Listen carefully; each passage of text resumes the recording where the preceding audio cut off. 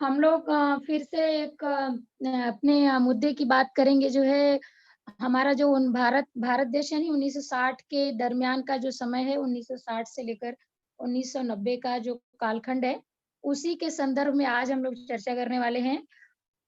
हालाँकि ये चैप्टर हमारा हो चुका है, लेकिन थोड़ा-सा आपको परिचय देना ज़रूरी होगा और उसके बाद फिर हम लोग अपने विषय पर आ जाएँगे। बच्चों, जैसा कि हम सभी लोग जानते हैं कि वर्ष 1947 15 अगस्त 1947 को आज़ादी मिली हमें, भारत देश आज़ाद हुआ और उसके पश्चात नए संविधान यानी इसके पहले हम लोग जो जिस संविधान को हमारे देश में लागू किया गया था या जो मान्य था, वो एक तरह से ब्रिटिश कानून था और उसके पश्चात इसकी आवश्यकता को महसूस किया गया, यानी भारत देश के निवासियों के लिए भारतीय नागरिकों के लिए एक नए संविधान की आवश्यकता थी जिसको कि आप सभी लोग अच्छी तरह से जानते हो, बाबा साहेब अम्बेडकर को अच्छी तरह से संविधान के विषय को लेकर आप सबने पढ़ा भी है। तो 1950 के दरमियान जब एक 1947 और 1985 है लगभग 2 से 3 साल का जो समय था इसमें इस विषय पर काफ़ी इसका निष्कर्ष निकालने का प्रयत्न किया गया, इस पर रिसर्च करने का प्रयत्न किया गया और अंत में हमारे जो शोधकर्ता थे वो एक निष्कर्ष पर पहुँचते हैं और इस तरह से 1950 में भारत देश में एक नया संविधान अस्तित्व में आता है, जो कि यह हमारा एक लोकतांत्रिक देश है। तो भारत जैसे लोकतांत्रिक राष्ट्र के रूप में जो संविधान अस्तित्व में आया वह 1950 के दरमियान आया और यहाँ पर इसी के माध्यम से यानी जब नया संविधान हमारे लिए आ गया, तो अब हमारे जितनी समस्याएँ हैं, हमारे देश की जितनी परेशानियाँ हैं, जो कुछ भी हमारे लिए मार्ग रुका है, बंद पड़ा है, उसके माध्यम से नए नियम, नए कानून के तहत हल करने का प्रयत्न किया गया।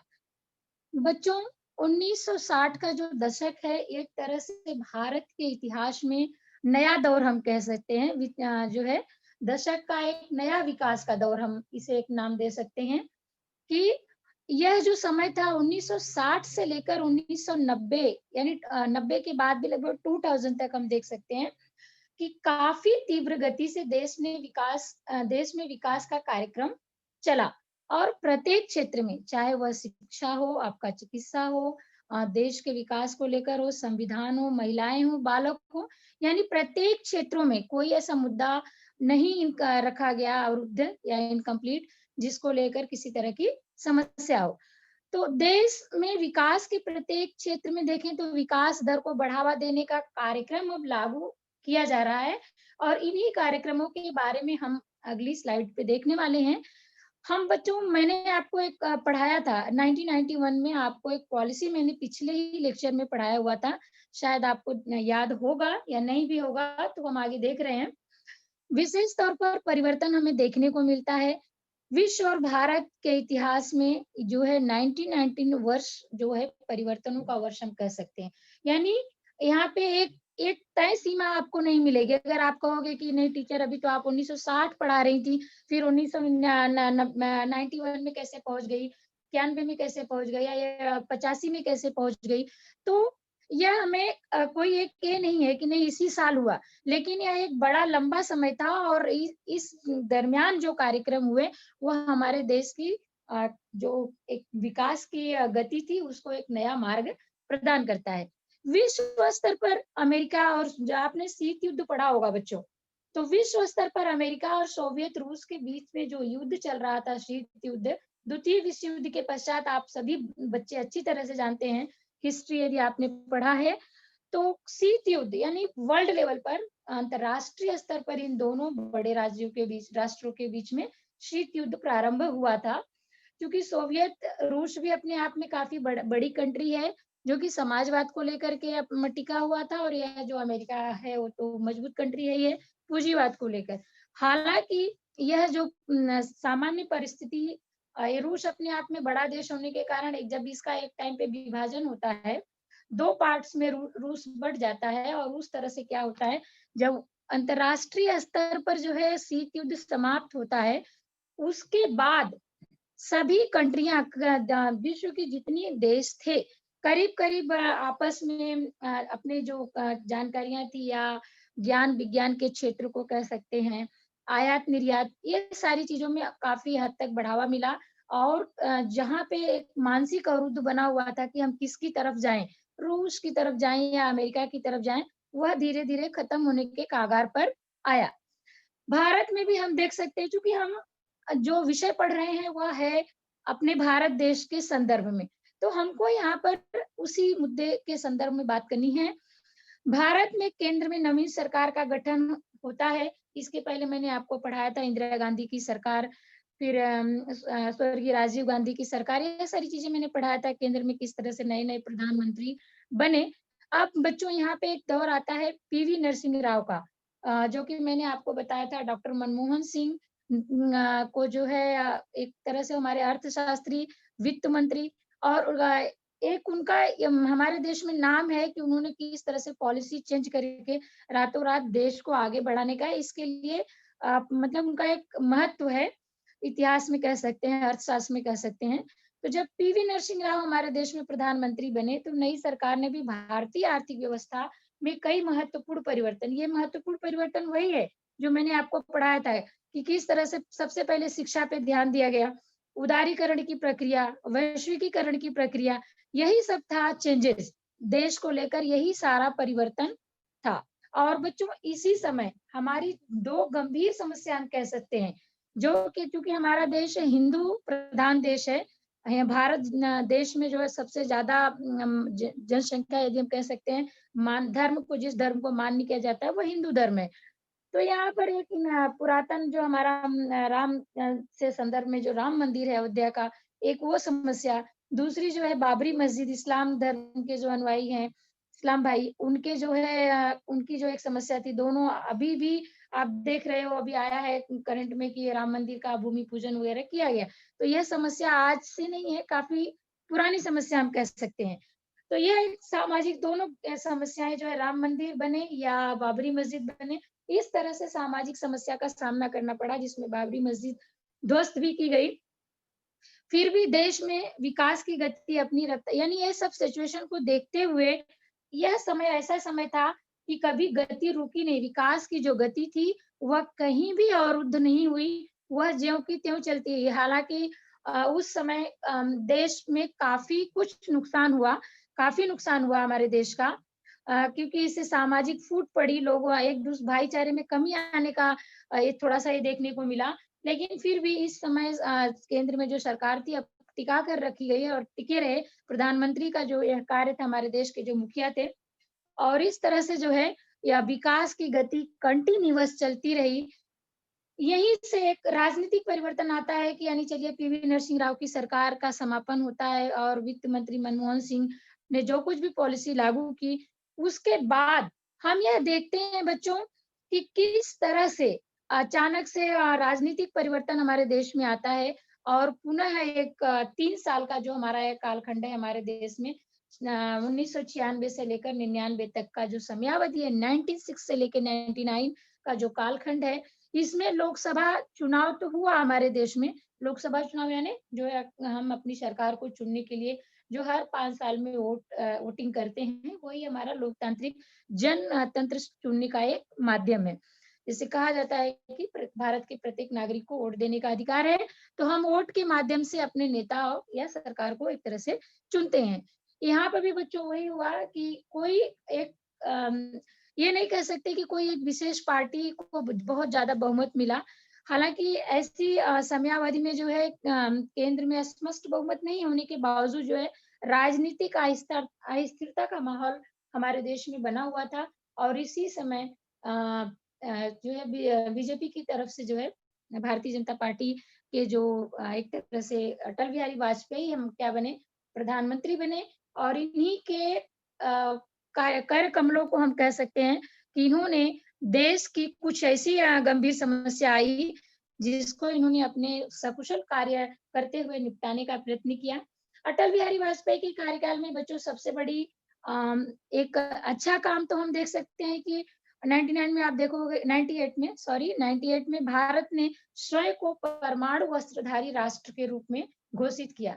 यानी परमाणु के क्षेत्र में आप अणु, परमाणु और विज्ञान, यह सारी चीजें पिछले अध्याय से और मैंने मेरे द्वारा ही पढ़ाए जाने से आप देख रहे हो कि पिछले लेसन में मैंने चीज बताई थी आपको।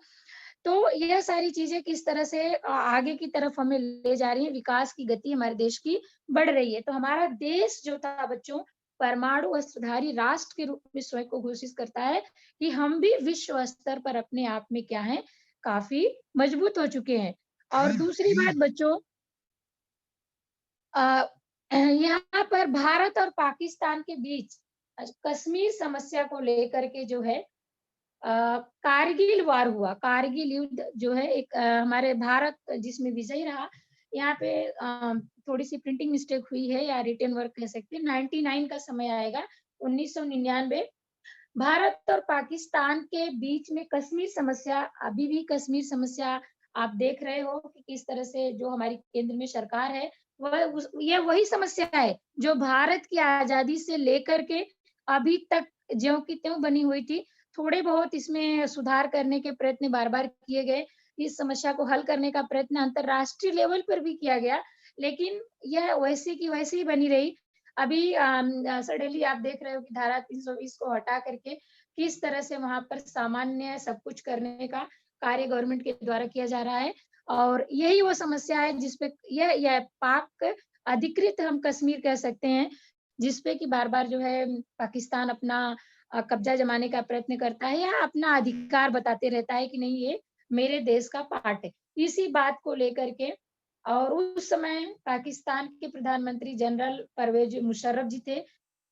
हालांकि वो सेना विभाग के बड़े अधिकारी रह चुके थे, इसके बावजूद उन्होंने कहा जाए तो एक जबरन मतलब हड़प करने की नीति के तहत जो है अचानक से हमारे देश पर ये युद्ध का निर्णय लिया गया हमारे देश के साथ। हालांकि हमारा देश इसमें विजयी रहा और फिर से जो है पुनः हम आगे एक तरह से विकास की गति को बढ़ावा देते हुए आगे की तरफ जाते हैं।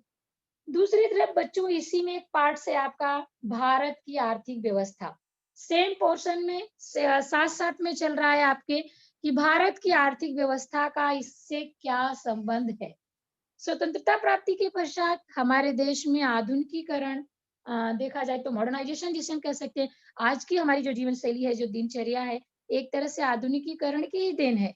हम सब क्या है, हमको मतलब हम हमारी जो विचार है, हमारे जो आधुनिकीकरण का बच्चों मतलब सिर्फ ये नहीं होता कि हमारे रहन सहन या हमारे पहनावे में या हमारी आधुनिक जो जीवन शैली है वही हमारा आधुनिकीकरण है, ऐसा नहीं है।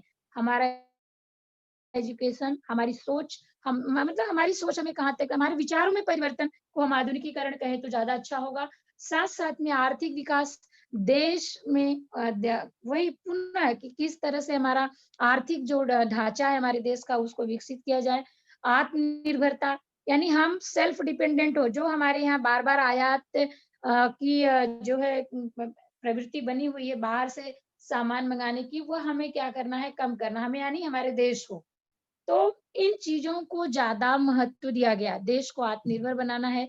सामाजिक न्याय के साथ साथ सामाजिक ढांचे का निर्माण करना भारतीय अर्थव्यवस्था की विशेषता रही। यानी यह सामाजिक न्याय यानी यहाँ पे कोई बड़ा छोटा नहीं, सभी को इक्वल, स्त्री पुरुष समान की भावना, बच्चों को पढ़ने का अधिकार, ये सारी चीजें आपको आगे मिलेंगी। तो सामाजिक न्याय के साथ साथ सामाजिक ढांचे का भी निर्माण करना है। समाज में एक उत्तम दर्जे का सामाजिक व्यवस्था, जिस सामाजिक व्यवस्था में हम सब जीवन यापन कर रहे हैं, आप सभी हम सभी विद्यार्थी यहाँ पे जो अभी है, टीचर है, सभी एक सामाजिक ढांचे के हम कहीं ना कहीं छोटे से अंग हैं। बिना सामाजिक ढांचे के किसी भी समाज का उच्चतम तरीके से विकास नहीं हो सकता है। भारतीय आर्थिक व्यवस्था यानी इन सारी चीजों को किस तरह से आधुनिकीकरण करना है, विकास करना है, देश को आत्मनिर्भर बनाना है, समाज में सभी पक्षों को, किसी भी जाति धर्म को विशेष महत्व न दे करके, समाज में जितने भी धर्म को मान्य करने वाले लोग हैं, वो किसी भी जाति धर्म से बिलोंग करते हों, लेकिन उन सभी के लिए समान न्याय, समाज कानून हो, इस तरह के ढांचे का निर्माण करना भारतीय अर्थव्यवस्था की विशेषता रही। दूसरी बात, अर्थव्यवस्था टिकेगी कैसे? जब हमारे पास कोई नई सुविधा, नई प्रणाली हो, तो इसके लिए नवीन उद्योगों की स्थापना करके देश को आत्मनिर्भर बनाना। यदि हमारे पास रोजगार है, हम सब कुछ चाहते हैं, हम अच्छा बनना चाहते हैं, हम आधुनिकीकरण को अपनाना चाहते हैं, हम आत्मनिर्भर बनना चाहते हैं, लेकिन उसके लिए हमें काम करना है, मेहनत भी करना है। तो इसके लिए जो मानव बल है, मानव श्रम है, उसको खपत करने के लिए नवीन उद्योग धंधों और साथ-साथ देश का विकास हो, हमारा भी निर्यात जो है बढ़े, हमको भी विदेशी मुद्रा का भंडार हमारे देश में भी जमा हो और विज्ञान के क्षेत्र में, प्रौद्योगिकी के क्षेत्र में और आगे बढ़ते जाएँ। तो इसके लिए नवीन उद्योगों की स्थापना करना है। तो इसके लिए सरकार ने नए-नए कदम उठाए। सामाजिक न्याय पर आधारित अर्थव्यवस्था को नियोजन द्वारा अस्तित्व में लाना था। इसीलिए पंचवर्षीय योजना आप याद करिए, मैंने आपको अच्छे से पढ़ाया था। तो यही वो पंचवर्षीय योजना थी कि किस तरह से मैंने आपको बताया था कि किसी भी कार्यक्रम को लागू करने के लिए हर ए किसी भी क्रिया क्रिया जैसे मान लीजिए मैंने शिक्षा के लिए कोई नीति लागू की, तो वह मुझे 5 साल तक चलाना पड़ेगा बच्चों। यानी जब एक बार केंद्र सरकार द्वारा पंचवर्षीय योजना लागू कर दी गई किसी भी क्षेत्र में, तो वह कम से कम उसे 5 साल का समय देना है। वह ग्रामीण क्षेत्र से लेकर शहरी क्षेत्रों तक यानी पूरे संपूर्ण देश में वह प्रक्रिया चलती रहेगी और उसको सपोर्ट मिलता रहेगा। जो भी उसकी रिक्वायरमेंट होगी, ज़रूरतें होंगी, सरकार की तरफ से मुहैया कराई जाएँगी, उपलब्ध कराई जाएँगी और इन्हीं पंचवर्षीय योजनाओं के माध्यम से और सही तरीके से नियोजनबद्ध तरीके से देश को आगे बढ़ाने की प्रक्रिया। उदारीकरण, लिबरलाइजेशन, यह एक ऐसा शब्द है बच्चों, यहीं से 1, 2, 3 मुद्दे आपको ऐसे मिलेंगे जहाँ से देश की स्थिति पूर्णतः बदल जाती है। जब सरकार द्वारा निजी क्षेत्र पर नियंत्रण या निवेश में नियंत्रण को समाप्त कर दिया जाता है, तो उसे क्या कहते हैं? उदारीकरण। एक सीधा सरल शब्द, सरकार द्वारा निजी क्षेत्र पर नियंत्रण। निजी क्षेत्र यानी कोई किसी की प्राइवेट कंपनी है, limited company, private limited company है या कोई बड़ा इंफ्रास्ट्रक्चर है जो है, तो उस जो स्वयं ने लगाया हुआ किसी बिज़नेसमैन या किसी पूंजीवादी व्यक्ति ने लगाया हुआ है, तो उस पे सरकार जो नियंत्रण रख रही है, उसे थोड़ा-सा छूट दी जाए उसमें, ताकि उसे और विशेष तौर पर मतलब विकसित करने का अवसर सामने वाले को मिले। जैसे हमारे देश में टाटा कंपनी है, रिलायंस कंपनी, बड़ी-बड़ी जो कंपनियाँ, जो फर्म हैं, उनको थोड़ी-सी रियायत देना ही क्या था, निजी यानी जिनका स्वयं का व्यवसाय है, उद्योग है, उनको जो है समाप्त किया जाए, निवेश का मौका दिया जाए। साथ-साथ में विदेश में भी जाकर इन्हें निवेश का निमंत्रण एक तरह से दिया जाए। तो इससे क्या होगा, देश का विकास होगा। वर्ष 1991 में जब पीवी नरसिंह राव की सरकार ने आर्थिक सुधारों को कार्यान्वित करना प्रारंभ किया, यानी वही बात फिर से आई कि जब पीवी नरसिंह यह उदारीकरण आया कहाँ से? उदारीकरण फिर से वहीं हम पहुँच गए। जो कुछ मैंने आपको पढ़ाया पुनः वहाँ से उदारीकरण की प्रक्रिया को लेने के लिए हमें 1991 में जाना ही पड़ेगा। तो उस समय आर्थिक सुधारों पर विशेष ध्यान दिया गया, इसे ही आर्थिक उदारीकरण का नाम दिया गया। जैसे मैंने आपको कहा कि शिक्षा के क्षेत्र में सुधार करने के लिए, देश की आर्थिक स्थिति को सुधार करने के लिए ये किया गया। सेम उसी तरह से बच्चों, उस समय जो है आर्थिक सुधारों पर विशेष ध्यान देने के कारण ही उदारीकरण अस्तित्व में आया। और अर्थव्यवस्था के कारण भारत में विदेशी निवेश में बढ़ोतरी भी हुई। यह उदारीकरण की प्रक्रिया के फलस्वरूप हमारे देश में उदारीकरण की प्रवृत्ति में जो निवेश था, निवेश मीन्स कोई पूंजीपति वर्ग के लोग या धनाढ्य व्यक्ति जिनके पास पैसा है, मिल फैक्ट्री लगाना चाहते हैं, तो उन्हें खुली छूट दी गई कि नहीं, यदि आप हमारे यहाँ उसका एक ये रखा जाएगा, मतलब कि उस पे टैक्स होगा कि जो सरकार को आपको देना होगा, आप टैक्स पे कीजिए, जो उसके बेनिफिट हों, उसको थोड़ा-सा एक तरह से कह सकते हैं जो सरकार का हक बनता है, क्योंकि आपने हमारे देश में लाया है मिल फैक्ट्री को, तो उसपे सरकार का भी कुछ हक बनता है। तो ऐसी बात नहीं, इन सब चीज़ों की उचित ढंग से व्यवस्था की गई और अर्थव्यवस्था के कारण भारत में जो विदेशी निवेश था, उसको खुली तरह से छूट देने के कारण इसमें उदारीकरण की प्रक्रिया में बढ़ोतरी हो गई। अब इसमें देखते हैं क्या-क्या है, तो इसमें आता है उद्योग, विज्ञान क्षेत्र, व्यावसायिक क्षेत्र, सूचना और प्रौद्योगिकी क्षेत्र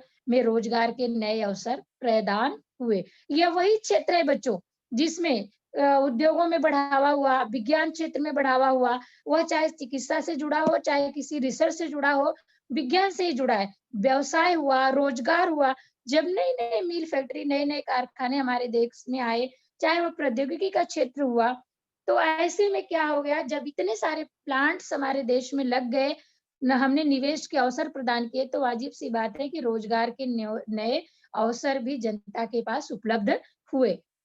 इन नए परिवर्तनों से आगे चलकर यही जो नया परिवर्तन हमारे देश में देखने को मिला, यही ग्लोबलाइजेशन, वैश्विकीकरण, जागतिकरण, जिसे आप 3 नाम से कहीं भी पढ़ सकते हो। वैश्विकीकरण, जागतिकीकरण या ग्लोबलाइजेशन के नाम से हम सभी जानते हैं। विज्ञान और प्रौद्योगिकी, इसी के अंदर जो आपका उदारीकरण की प्रक्रिया के अंदर का एक टॉपिक आपका है विज्ञान और प्रौद्योगिकी। आत्मनिर्भर भारत बनाने की प्रक्रिया में 1965 में डॉक्टर एम.एस. स्वामीनाथन ने नवीन तकनीकी का प्रयोग किया। नवीन वैज्ञानिक तकनीकी के प्रयोग के फलस्वरूप हरित क्रांति हुई। आप सभी लोग शायद हरित क्रांति से परिचित होंगे। नहीं, यदि हैं तो एक 2 लाइन में मैं आपको एक्सप्लेन करूंगी। Doctor MS. Swami well educated person हम कह सकते हैं, लेकिन जब ये हमारा देश आजाद हुआ, आजादी के पश्चात हमारा जो कृषि का ढांचा था, कृषि करने की जो प्रक्रिया चल रही थी हमारे देश में, वह पुरातन ही थी, पुरानी ही थी। उसमें मतलब जो कंपोस्ट खाद है, जो नेचुरल तरीके से काम किया जा रहा था, और वही जो सामान्य गांव में कृषि करने का माध्यम था, उसी तरीके से कृषि की जा रही थी। तो इसको इसमें चेंज लाना था, क्योंकि जनसंख्या बढ़ रही थी, और डे बाय डे जनसंख्या बढ़ रही है देश की, और देश पे एक तरह से आने वाले समय में लोड भी बढ़ेगा। साथ साथ में जो किसान भाई हैं, उनको जो है जो उचित मूल्य मिलना चाहिए, जो जितनी मेहनत वो करते हैं उसका उचित ना उनको उपज मिल पा रही है, ना ही उपज जो भी है उसका उचित मूल्य मिल पा रहा है। तो इसमें एक नया शोध डॉक्टर एम.एस. स्वामीनाथन के द्वारा किया गया, और इन्होंने हर किस कृषि क्षेत्र में हरित क्रांति, यानी ज्यादा हरित, यानी देश को और हरियाली युक्त बनाना। हरियाली युक्त का मतलब होता है देश में जो हम, क्योंकि हमारा भारत देश कृषि प्रधान देश है, तो कृषि प्रधान देश में यदि कृषि ही उचित ढंग से नहीं होगी, तो फिर क्या अर्थ रह गया कृषि प्रधान देश होने का। तो इसके लिए हरित क्रांति यानी ज्यादा से ज्यादा जो खाद है उसकी गुणवत्ता को शोध करके नई टेक्निक का यूज करना, और जो औजार या बाकी टेक्निक का प्रयोग किया जाता है, कीटनाशक दवाइयों का प्रयोग किया जाता है, उसमें शोध करना है, और खोज करके उसमें सुधार करके कृषि क्षेत्र में नए तरीके की कृषि करना है। इसके लिए डॉक्टर एम.एस. स्वामीनाथन खुद मेक्सिको जा करके जो गेहूं की बीज है, जो गेहूं हम लोग रोटी के तौर पर आटे में तब्दील होकर जो रोटियां हम खाते हैं, यही गेहूं था जिसे कि मेक्सिको से उस समय लाया गया 1965 में, नया बीज उसका लाया गया, और भारतीय कृषि में इसका प्रथम बार प्रयोग किया गया, और इसके कारण पैदावार काफी अच्छी हुई। गेहूं की जो गुणवत्ता थी वह जो है काफी अच्छी क्वालिटी की हुई, अच्छा हुआ। साथ साथ में नई तकनीकी आने से, नया शोध होने के कारण जो खाद्यान्न थी, यूरिया डाई वगैरह जो नई तरीके थे, उसको यूज करके कृषि को और ज्यादा अच्छा बनाने का प्रयत्न किया गया। बच्चों, यही था हरित क्रांति। उसी तरह दुग्ध क्रांति आप देखेंगे, डॉक्टर वर्गीस कुरियर द्वारा चलाए गए सहकारिता आंदोलन के फलस्वरूप दूध उत्पादन की बड़ी मात्रा में वृद्धि हुई। इस कार्यक्रम को ही धवल क्रांति का नाम दिया गया। क्रांतियां आपने बहुत पढ़ा है, बहुत सारी देश को आजादी के संदर्भ में तमाम क्रांतियों को आपने पढ़ा, लेकिन यह 2 क्रांतियां, आप हरित क्रांति और धवल क्रांति, यह किसानों के संदर्भ में, जो हमारे कमजोर वर्ग के लोग थे, जो खेती से जुड़े थे, समाज से जुड़े थे, इनके क्षेत्र में हुई क्रांति थी। तो एक तरह से कृषि ने की पूरी तरह से रूपरेखा चेंज हो गई। दूसरी तरह धवल क्रांति, डॉक्टर वर्गीस कुरियर जो है, इन्होंने इस क्षेत्र में काफी रिसर्च किया, और साथ साथ में दूध उत्पादन की मात्रा को कैसे बढ़ाया जाए, और इसका एक बड़ा मतलब व्यवसाय के रूप में देश में इसे कैसे प्रतिस्थापित किया जाए, इस क्षेत्र से जुड़े हुए लोगों को अच्छा लाभ हो सके। इसके लिए पशुपालन का जो तरीका है उसे सुधारा जाए। साथ साथ में जो दूध उत्पादन की प्रक्रिया है, इसे आप एक लंबा इसके रूप में आप पढ़ सकते हैं। तो समयाभाव के कारण यहाँ पे ये चीज एक्सप्लेन नहीं हो पाएगा बच्चों, लेकिन फिर भी यह जो है धवल क्रांति उसी के संदर्भ में थी, दूध के संदर्भ में। और ज्यादा से ज्यादा जो हमारे महानगर हैं, महानगर ग्रामीण क्षेत्रों से महानगरों तक दूध कैसे पहुंचाया जाए, यह सारी व्यवस्था इस क्रांति के अंतर्गत थी। और यह एक अच्छा मोड़ लिया देश में, और इसके कारण इस व्यवसाय से जुड़े हुए लोगों को काफी अच्छा फायदा हुआ। उसी में डॉक्टर होमी भाभा को आप सभी ने पढ़ा हुआ है। होमी भाभा के नेतृत्व में भारत में परमाणु ऊर्जा की नींव रखी गई थी, और इसी ऊर्जा का प्रयोग सभी लोग, परमाणु ऊर्जा यानी इस ऊर्जा का प्रयोग हम बिजली बनाने, औषधि के निर्माण के लिए, रक्षा व्यवस्था के लिए जैसे विशेष उद्योगों के लिए हम यूज करते हैं। इसका उपयोग होता है, देश इस ये सारी ऊर्जा का उपयोग वहां पे किया जाता है। होमी भाभा अपने आप में एक ऐसा नाम भारत देश में, जिन्होंने काफी रिसर्च के बाद परमाणु ऊर्जा का एक तरह से हमारे देश के लिए नया मोड़ हम कह सकते हैं। और जब यह इसकी शोध हो गई, इसकी खोज हो गई, इसकी व्यवस्था हो गई, तो इसके कारण हमारे देश में बिजली उत्पादन बड़े पैमाने पर होने लगा। बिजली उत्पादन में इसका यूज किया गया। औषधियों, दवाइयों के निर्माण में भी मिल जो उनकी कंपनियां हैं, वहां पे इनके निर्माण में, दवाइयों के निर्माण में भी इसका यूज किया गया, उपयोग किया गया। रक्षा व्यवस्था में देश के जो हमारी जो सुरक्षा व्यवस्था है, जो है नौसैन्य, सैन्य दल, ये सारी व्यवस्थाएं जो बनी हुई हैं, उसमें भी परमाणु ऊर्जा का यूज किया जाता है। और इसके माध्यम से हमारे देश को विकास की तरफ जाने में और सहायता हुई। आगे चलकर विकास कार्यक्रम को और अधिक बढ़ावा देते हुए 1975 में पहला उपग्रह आर्यभट्ट अंतरिक्ष में प्रक्षेपित किया गया। हमारे देश का पहला उपग्रह 1975 में, जिसका नाम रखा गया था आर्यभट्ट, आर्यभट्ट के नाम से आप सभी लोग परिचित हो। तो इस तरह से एक विज्ञान हुआ, समाज हुआ, समाज सारे क्षेत्रों में परिवर्तन हमें देखने को मिलता रहा। सामाजिक क्षेत्रों में परिवर्तन की बात यदि बच्चों किया जाए, तो स्वतंत्र भारत में महिलाओं और बालकों के सर्वांगीण विकास को गति देने के उद्देश्य से 1985 में मानव संसाधन विकास मंत्रालय के अंतर्गत महिला बाल विकास विभाग का गठन किया गया। बच्चों, प्रत्येक चैप्टर, प्रत्येक पॉइंट एक दूसरे से लिंक्ड होता है। यह हमारा एक तरह से हो चुका है, लेकिन इसको हम डीप में देख रहे हैं। तो हम देखते हैं बच्चों की स्वतंत्र भारत में स्वतंत्रता प्राप्ति के पश्चात जैसे प्रत्येक क्षेत्र में सुधार के कार्य हुए, से सबसे जरूरी समाज का एक ऐसा पिलर महिला और बच्चे।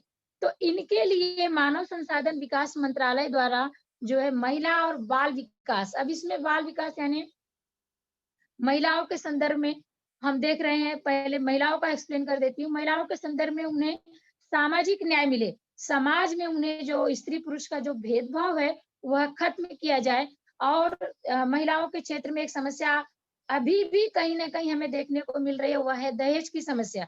तो दहेज प्रतिबंधक कानून को मान्य किया गया, समान वेतन का नियम रखा गया किसी भी कार्य को करने के लिए, वह चाहे प्राइवेट फील्ड हो या गवर्नमेंट का ये हो, कोई भी इंफ्रास्ट्रक्चर हो, कार्यालय हो, यानी पूरे राष्ट्रीय स्तर पर कार्य करने के लिए महिला और पुरुष को समान वेतन लागू करने का निर्णय लिया गया मानव संसाधन विकास मंत्रालय के द्वारा।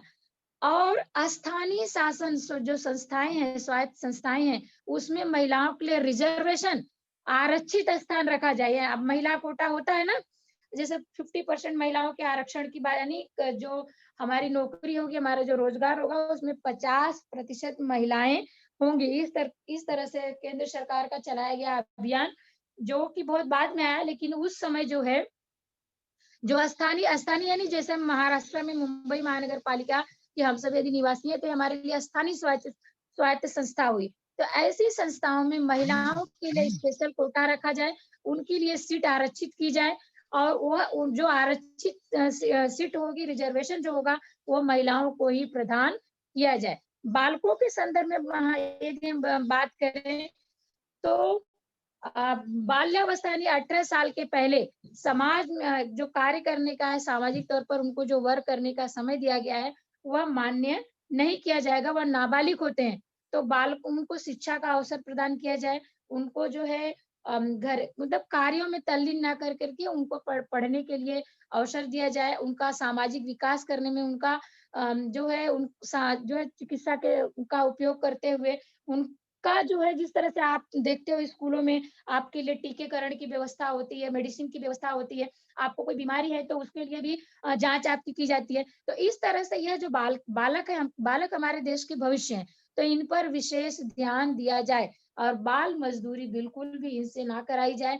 यह सारी चीजें सामाजिक परिवर्तनों के द्वारा लाई गई। सामाजिक क्षेत्रों में परिवर्तन में अगला है समाज में जाति व्यवस्था को महत्व जो है उसको कम किया जाए और समाज के सभी वर्गों को समान अवसर प्रदान किया जाए। अब समाज में कोई भी ऊंच नीच नहीं है, ना ही कोई विशेष जाति को महत्व देना है, ना किसी विशेष संप्रदाय को महत्व दिया जाए, क्योंकि हमारा नियम, हमारा जो संविधान बन गया 1950 में, ऐसा वहां पे कहीं भी नहीं इंगित किया गया है कि समाज में मतलब प्रत्येक जाति और धर्म के लिए अलग अलग नियम कानून है। तो समाज में सभी इस देश के जो नागरिक हैं सभी समान है, चाहे वह स्त्री हो पुरुष हो, ना ही किसी जाति व्यवस्था को महत्व देना है, सभी को समाज में समान अवसर देना है।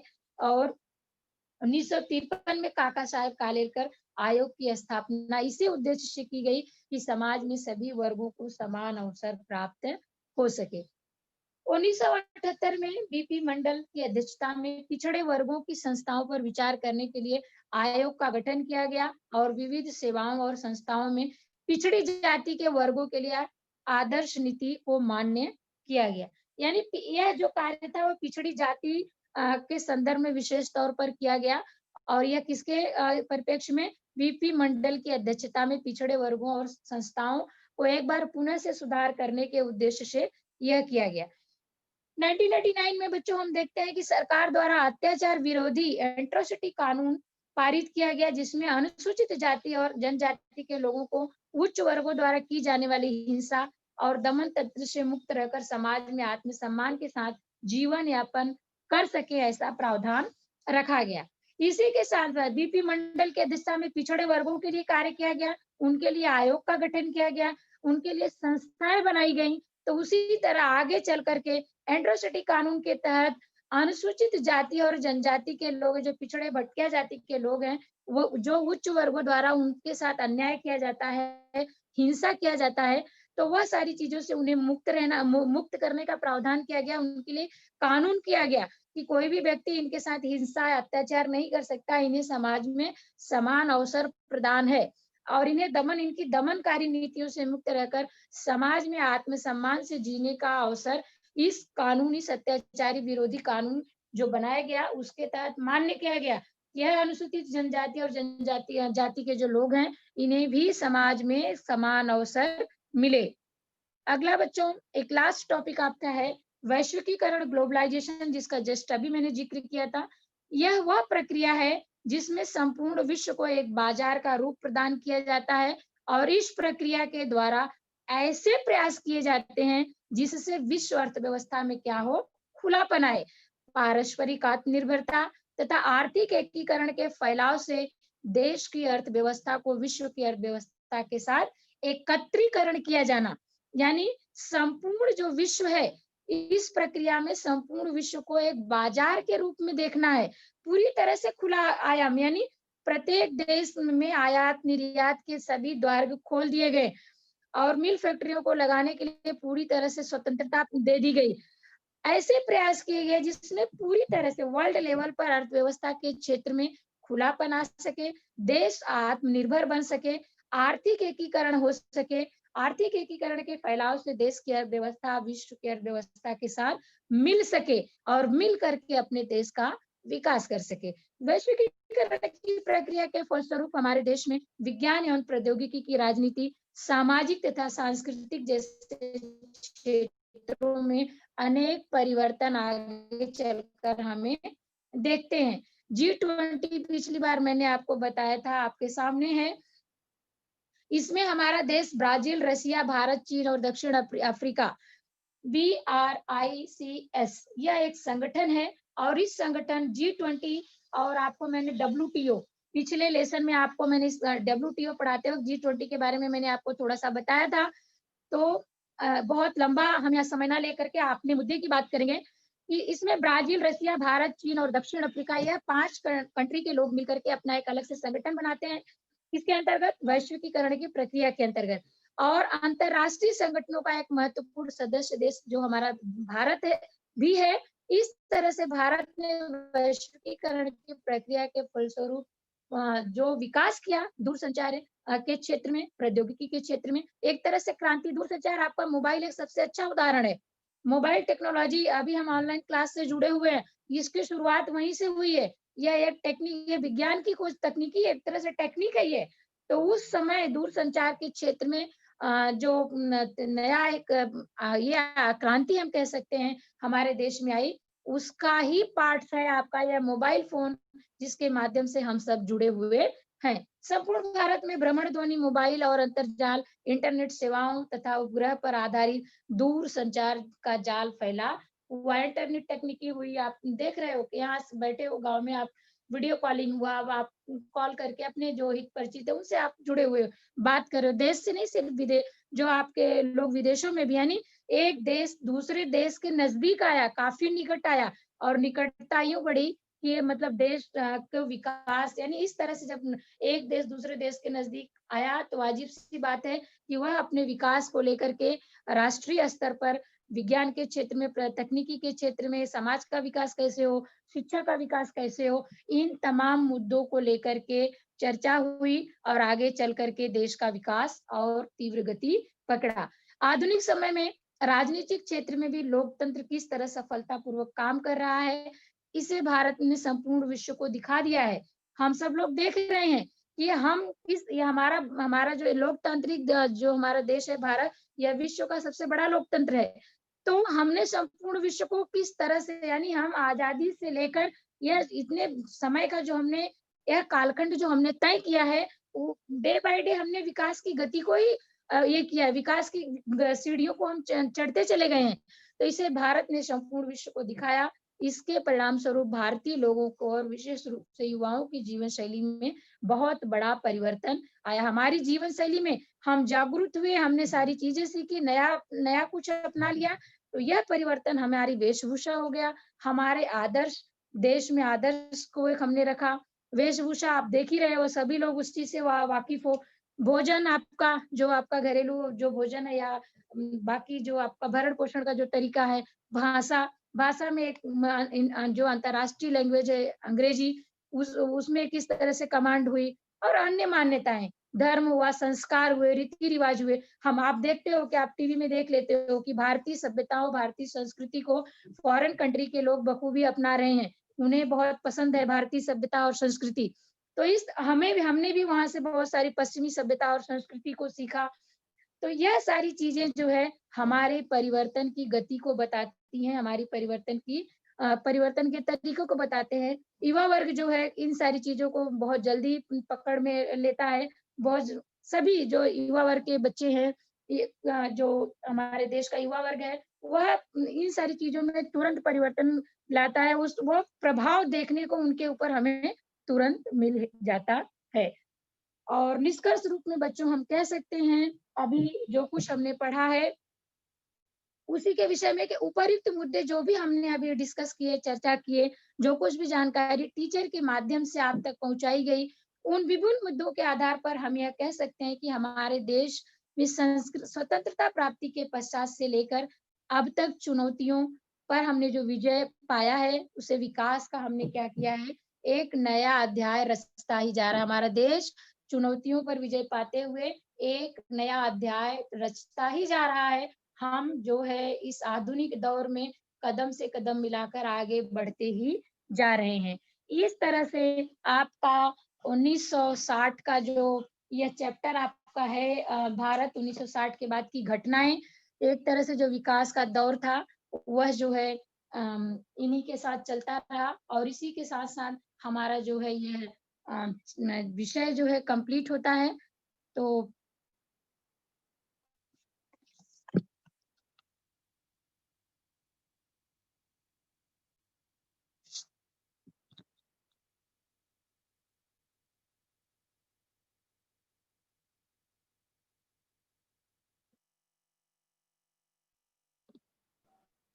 Hello teacher, good morning. Good morning बेटा, एक सेकेंड वेट। हाँ बोलिए अभी। तो आप हेलो लोगों, टीचर, हाँ बोलो बेटा। भारत की आर्थिक व्यवस्था कैसी थी? बेटा आर्थिक व्यवस्था यदि इतनी अच्छी होती तो सुधार का प्रयत्न ही क्यों किया जाता। आप सभी लोग ब्रिटिश काल को आपने पढ़ा है, आपने तमाम आंदोलन, तमाम तरीके आपने देखे कि किस तरह से देश को आजाद कराया गया। तो आर्थिक व्यवस्था हमारी अच्छी नहीं थी, बिगड़ी हुई थी, कंडीशन सही नहीं थी, हम अपने आप में आत्मनिर्भर नहीं थे। उसी को सुधार करने के लिए 1900 जो मैंने आपको पढ़ाया था ना 91 की पॉलिसी आर्थिक सुधार, जो मैंने पढ़ाया था पिछले अध्याय में, आप लोगों ने देखा था। तो उसी आर्थिक व्यवस्था को मजबूत करने के लिए सारे प्रयत्न किए गए। आर्थिक व्यवस्था डे बाय डे आगे चल करके मजबूत हुई जो है। तो हम इस पर ये स्टैंप नहीं लगा सकते कि उस समय आर्थिक व्यवस्था हमारे देश की बहुत अच्छी, नहीं कह सकते। लेकिन जो यह विकास नीतियां लागू की गई, जो योजनाएं लागू की गई, उसका फायदा हमारे देश को हुआ, हमारे देश के नागरिकों को हुआ, और इस तरह से हमने विकास के एक नए अध्याय को रचा। और किसी का कोई क्वेश्चन है? Thank you teacher. Welcome dear.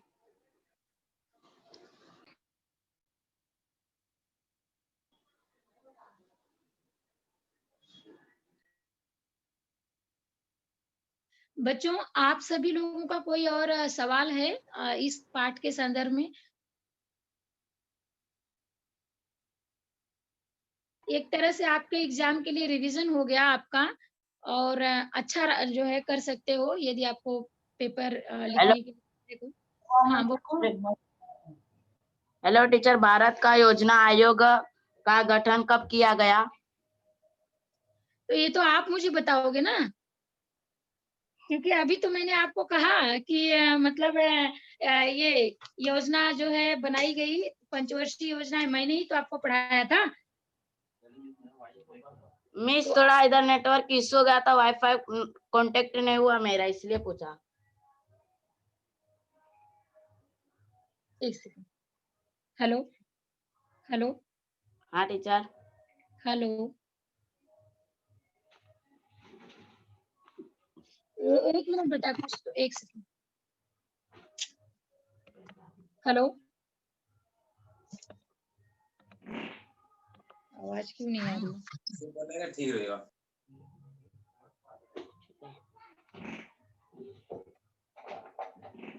Wait बेटा वेट।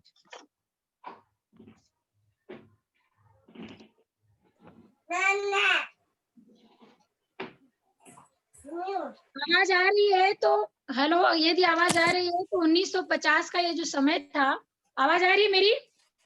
हाँ मिस, आपकी आवाज आ रही है। हाँ बस तो ठीक है, जो भी है स्क्रीन का प्रॉब्लम देख रही हूँ मैं। 1950 में जिस तरह से संविधान बना, उसी तरह से उसी समय योजना आयोग का गठन भी किया गया। योजना आयोग का गठन, और वहीं से पंचवर्षीय योजना आई बच्चों जो है। तो उस वह जो समय था, वहीं से पंचवर्षीय योजनाओं को लागू किया गया जो है। और एक सेकेंड आई में, हाँ 1950 में ही योजना आयोग का गठन भी किया गया। योजना आयोग के गठन के पश्चात ही पंचवर्षीय योजनाएं लागू की गई। आगे चल करके धीरे धीरे जो है जैसे हमारे देश का नया संविधान बना, उसी समय योजना आयोग के गठन के माध्यम से नया जो मैंने बताया कि 5 वर्षीय योजनाओं के माध्यम से हमारे प्रत्येक क्षेत्र में विकास के नए अवसर प्रदान किए गए। यह वही योजना आयोग है जिसका जिक्र बार बार किया जा रहा है, और यह लंबा समय तक चलता रहा। अब इसका प्रारूप चेंज हो चुका है। अब इसका नाम 2014 का जो समय था, उसमें नीति आयोग के नाम दे दिया गया। जो नई सरकार है, योजना आयोग का नाम बदलकर उसका नाम जो है नीति आयोग रख दिया। और किसी का कोई सवाल?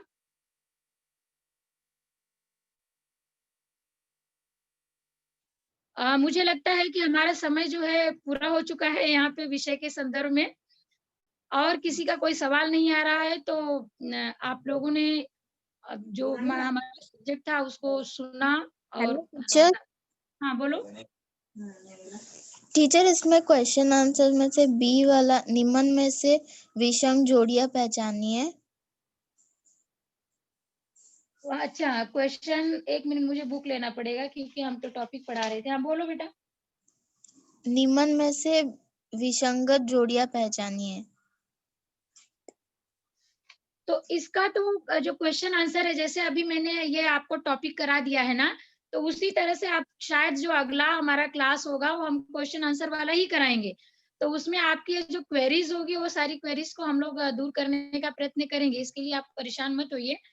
और यदि इसके बाद भी आपका डाउट नहीं क्लियर होता है तो आप नंबर नोट कर लेकर के आप कॉल कर सकते हैं मुझे जो है, ओके क्योंकि टीचर। हाँ, तो आप कॉल करके पूछिए, मैं बता दूंगी, ऐसा कुछ नहीं। हमने क्लास को बखूबी टीचर और विद्यार्थी जो यहाँ पर बैठ करके जिस विषय पर चर्चा कर रहे थे, वह हमारा चर्चा सत्र समाप्त हुआ। उसकी जानकारी हम टीचर के माध्यम से आपको मिली, और मैं उम्मीद करूंगी कि आप लोग इस चैप्टर को समझने का प्रयत्न करेंगे।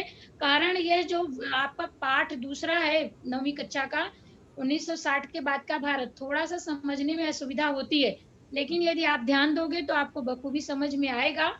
और किसी का कोई क्वेरीज है तो हम अगले क्लास में उसे दूर करने का प्रयत्न करेंगे।